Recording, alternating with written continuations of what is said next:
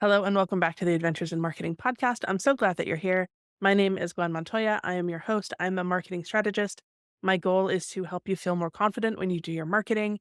Hopefully, by the end of the day, you'll have some ideas and some inspiration to go forward. If this is your first time listening, thank you so much for giving it a shot. If you're a returning listener, thank you so much for coming back. I appreciate the support. I am recording this at the beginning of January 2025.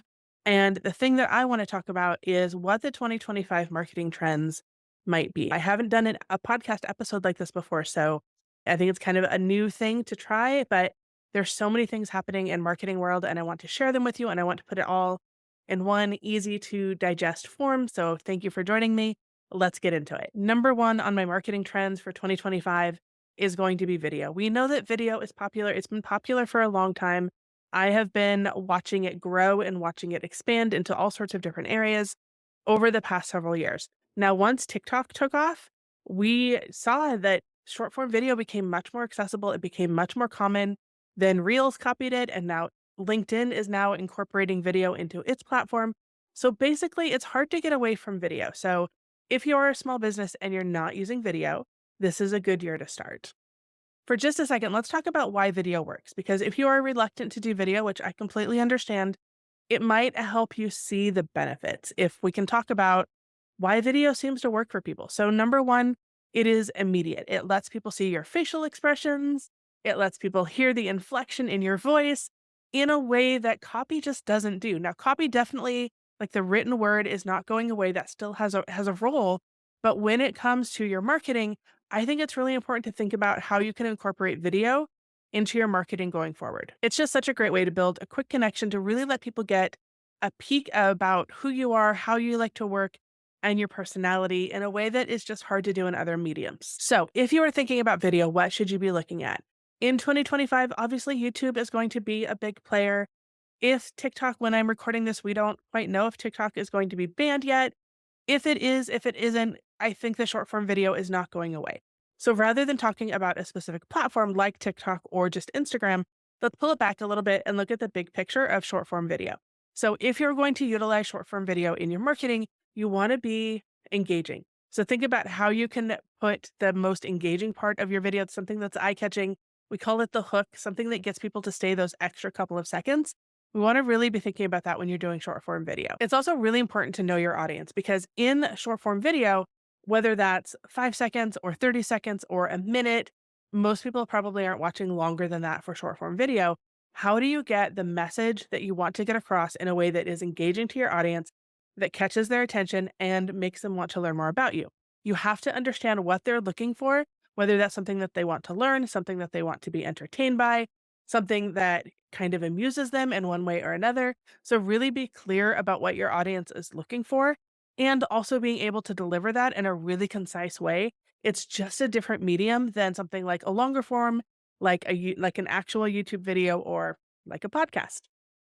Beyond being really clear about your messaging and being clear about who your audience is and who the video is for, it's also really important to think about the video quality. The great thing about short form video is it is a really low barrier to entry. You can just do it with your phone and stand next to your window and record a video. But generally speaking, the higher quality that you can create with better sound, well lit, nice background, all of those things, I think that's probably going to do better for you than, say, recording in the back of your closet. But if that's where you have to start to get over the hump of at least practicing, start there. Maybe don't post those, but start there and start getting comfortable making video because this short form video and even long form video is not going away. It's just going to become, I think, even an even bigger part of how we do our marketing. Another thing I think we'll see a big push towards in 2025 is community. And there's a couple of different types of communities that I want to talk about.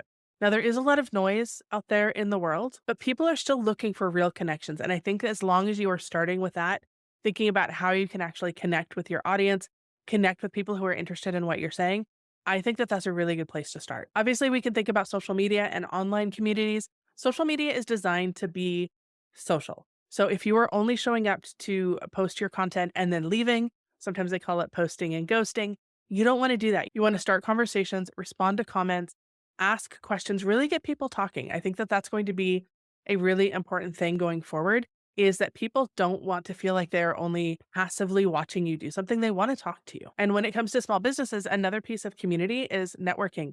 That's how we meet new people. That's how we build referral relationships. And I think if you can, participating in person networking in 2025 is probably a good idea. And if you can't do in person, then I would do online networking. There are a couple of things to think about when you are networking. Number one, the follow up is incredibly important. I always say you're probably not going to make an immediate sale in the room, and that's not why you should be going. The goal is to meet new people, to meet referral partners, to see who you can help. Because I think if you go into it with curiosity and an open mind, I think you're going to have a better time than if you approach it from the perspective of you have to make some sale to some person in this room because you just don't know what you're walking into. And if you're going to participate in networking events, I usually suggest trying 2 or 3 different ones and then also going 2 or 3 different times to the same event so that you can get a better feel for it. Because the first time you go, you're still nervous, you don't know where things are. The second or third time, you're starting to get a better feel for it. And I think that when we're building community, that involves showing up, especially in person as well. So if you are just going to a networking event and then never showing up again, never reaching out, not building community with those people, it's kind of like the social media equivalent of posting and ghosting. You're just showing up, but you're not giving anything back to the community. And I think people can tell. This next one, I wasn't sure if I should include it in the community folder of my predictions or if it should be on its own. So it's kind of straddling the two. And that is authenticity. And I know that that word is so overused. You probably rolled your eyes actually when I said that. But it's just really a matter of how people can connect with you. If you are showing up and your only intention at any time that you show up is just to sell, again, people are going to be able to see that. They're going to be able to tell, and they're not going to be as interested. If you show up with a genuine desire to share and to connect, people can tell and people will be more interested in what you're sharing. And there are some places where a certain type of personality seems to do better. But if that's not your personality, that's okay. Show up as you are because the thing that makes you unique is the thing that people are going to want to see more of. So if you show up and you try to be the same version of everybody else, it's just not going to be as interesting because everybody is boring then. So show up as yourself and bring your unique personality to what you're doing. And that's one of the best ways that you can stand out because there's nobody else like you. Something else we'll see a lot of in 2025 is SEO. Now, I am an old school SEO nerd. It's one of my first loves when it comes to marketing. So I'm always excited to talk about it. But what we've seen over the past several years is SEO has become sort of baked into social media platforms. The algorithms have gotten smarter and they can better understand the actual words in the captions, meaning the video descriptions or the photo descriptions that you're using, or the actual words that you're saying in the video or the words that appear on your screen. And I know that can feel really overwhelming. But I think if you just pull it back just a little bit and really think about what the key message is for each video or for each piece of content and what the words and phrases that somebody might use if they were searching for that kind of content, I think it makes it a little bit less scary because it gives you a direction. And the really great thing is that for the most part, you're probably going to be saying the words and phrases that your audience uses.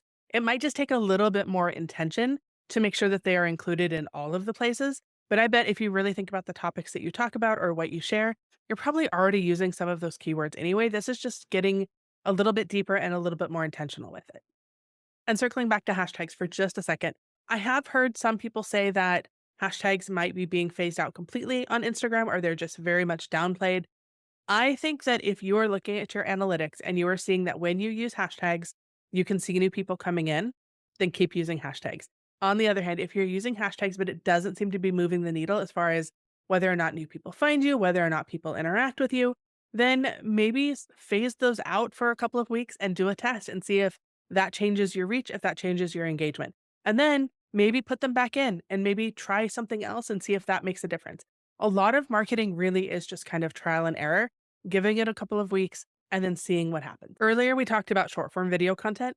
I want to talk about longer form written content because I think that we might see a resurgence of that in 2025, partly from people who don't want to do video and they are looking for an alternative, and partly from people who are tired of dealing with social media and want to have a little bit more control over what they share, when they share it, and who sees it. I have been seeing a shift back towards blogging for the past 18 months or so.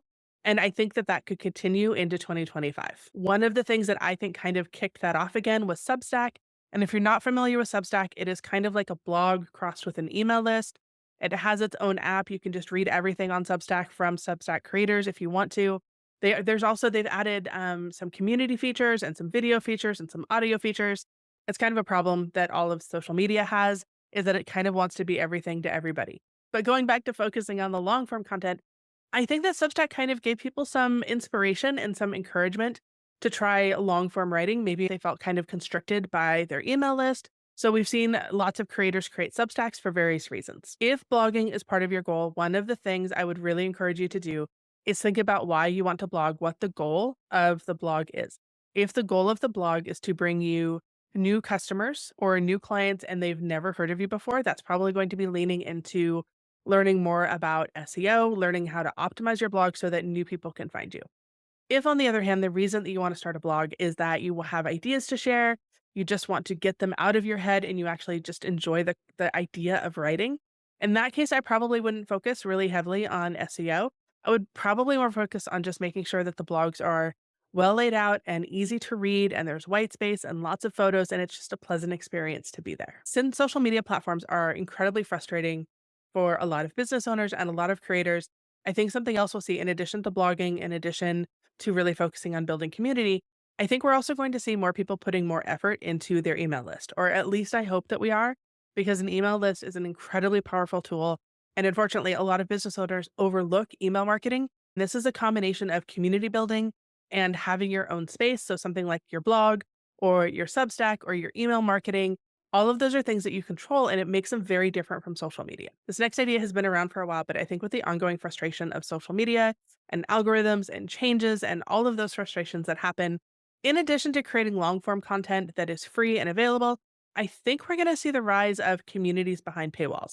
Those would be things like Patreon. That would be something like a paid Substack subscription where you get content from that creator and it is behind a paywall and you can't access it unless you are paying a small monthly fee. I'm actually of two minds about this because I think there's something really amazing for creators about having more control over their own communities, about not having to fight algorithms, about being able to directly talk to their audience, and about having people in their audience who really want to be there and are willing enough to be there that they will pay a little bit of money to be in those communities.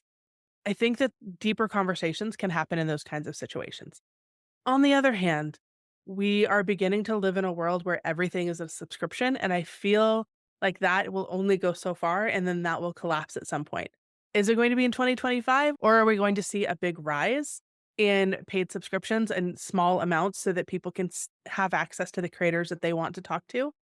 I don't know. I'm kind of iffy on this one, but I do think we're gonna see more creators deciding that spending all of their time on social media, chasing algorithms, trying to put out a ton of free content just isn't something that they wanna do anymore. Something else I wanna say is that in addition to having control and all of those things, being able to talk to your audience directly, this is also an income stream, right? Because people are paying a subscription. If you have a really small following, this probably isn't going to be something that is going to work for you in 2025. I really think we're going to see it from bigger creators, people who already have a following, people who already have people who are really interested in what they're sharing. And that's, I think, what we're seeing on Substack as well is not every person can start a Substack with zero following and charge for it and then make any income from it.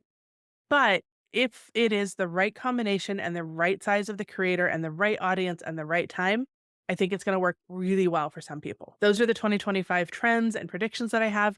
I'm very curious to see it. We'll come back at the end of 2025 and see if I was right. Recap of what I think we're going to see in 2025. We are going to see even more short form video. That is definitely not going away. No matter what happens with any of the platforms, I think short form video is here to stay. And I would expect it to even be a bigger piece. Community building is going to be a huge piece in 2025. I think that we are all desperate for community and to not feel alone. And I think that's going to show up in a bunch of different ways. I think we're going to see a lot of people either reviving their blogs or starting new ones. So that will be interesting to see. I think people will be focusing on longer form content. And some of that is going to be behind paywalls. I also think people will spend time investing in their communities, whether that is online or in person in 2025. SEO is going to continue to expand beyond just websites, and it's going to be SEO everywhere. It's going to be in social media captions and in video captions, and really thinking about how you can optimize your content is going to be a really good first step. I think we're going to see more longer form content, which I know is funny since we're also seeing short form, but I think there's an audience for people who want short form content, and I do think there's an audience for people who want long form content. And a lot of that long form content, people are going to do it on their blogs. They're going to do it in their email list, and they're maybe going to do it behind some paid communities. That's all I have for you today. I would love to know what your predictions are for 2025, what you think the trends are going to be. Please send me an email, gwen@gwenmontoya.com, and let me know. Or if you have any questions, or if you think I was completely off the mark on something, please let me know. I'd love to hear from you.